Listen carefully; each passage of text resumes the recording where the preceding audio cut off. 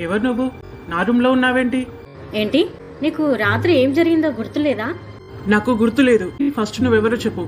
అంటే నైట్ నువ్వు బార్కు నీ ఫ్రెండ్తో రావడం, నన్ను నీతో రమ్మని పిలవడం నీకేం గుర్తులేదా? ఓ గాడ్, అవును, నా ఫ్రెండ్ని కలిసింది నాకు గుర్తుంది. వాడు నన్ను బార్కి పిలిస్తే నేను రానని, అలసిపోయానని చెప్పాను. అయినా నేను తాగడం మానేశానని కూడా చెప్పాను. వాడు మందు తాగకు, చల్లగా ఏదైనా కూల్ డ్రింక్స్ తీసుకో రా అని నన్ను బలవంతం చేశాడు. సరేలే అని వెళ్ళాను. ఇంకా తరువాత నాకేం గుర్తులేదు.